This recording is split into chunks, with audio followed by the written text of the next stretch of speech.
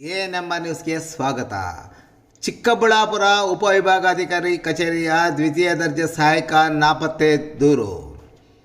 ಚಿಂತಾಮಣಿ ನಗರದ ಅಶ್ವಿನಿ ಬಡಾವಣೆಯ ಡೆಕ್ಕನ್ ಆಸ್ಪತ್ರೆಯ ಬಳಿ ಇರುವ ಮೇಘನಾ ಎಂಬುವರು ನಗರ ಪೊಲೀಸ್ ಠಾಣೆಗೆ ದೂರು ನೀಡಿ, ನನ್ನ ಗಂಡ ಚಿಕ್ಕಬಳ್ಳಾಪುರ ಉಪವಿಭಾಗಾಧಿಕಾರಿಗಳ ಕಚೇರಿಯಲ್ಲಿ ದ್ವಿತೀಯ ದರ್ಜೆ ಸಹಾಯಕರಾಗಿ ಕಳೆದ 6 ವರ್ಷಗಳಿಂದ ಕೆಲಸ ನಿರ್ವಹಿಸುತ್ತಿದ್ದು, ಕಳೆದ 6 ದಿನಗಳಿಂದ ಕಾಣೆಯಾಗಿದೆ ಎಂದು ನೀಡಿದ ದೂರಿನ ಮೇಲೆ ನಗರ ಠಾಣೆಯಲ್ಲಿ ಪ್ರಕರಣ ದಾಖಲಾಗಿದೆ.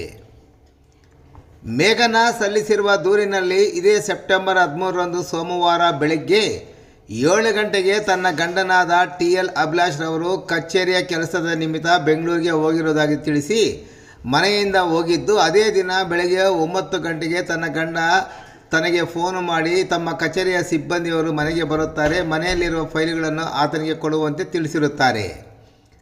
ನಂತರ ಸಂಜೆಯಾದರೂ ನನ್ನ ಗಂಡ ಮನೆಗೆ ವಾಪಸ್ ಬಂದಿರುವುದಿಲ್ಲ.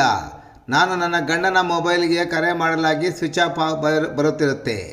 ತನ್ನ ಗಂಡ ಕೆಲಸ ಮಾಡುತ್ತಿದ್ದ ಕಚೇರಿಯ ಸಿಬ್ಬಂದಿಯವರು ಫೋನ್ ಮಾಡಿ, ನಿಮ್ಮ ಗಂಡ ಸುಮಾರು 1 ವಾರದಿಂದ ಕೆಲಸಕ್ಕೆ ಬರುತ್ತಿರುವುದಿಲ್ಲ ಎಂದು ತಿಳಿಸಿದ್ದಾರೆ.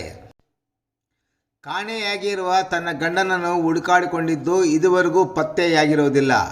ಆದ್ದರಿಂದ ಈ ದಿನ ತಡವಾಗಿ ದೂರು ನೀಡುತ್ತಿದ್ದು, ಕಾಣೆಯಾಗಿರುವ ತನ್ನ ಗಂಡನನ್ನು ಪತ್ತೆ ಮಾಡಿಕೊಡಬೇಕೆಂದು ಕೋರಿ ನೀಡಿದ ದೂರನ್ನು ಪಡೆದುಕೊಂಡ ನಗರ ಠಾಣೆ ಪೊಲೀಸರು ಪ್ರಕರಣ ದಾಖಲಿಸಿಕೊಂಡು ಮುಂದಿನ ಕ್ರಮ ಕೈಗೊಂಡಿದ್ದಾರೆ.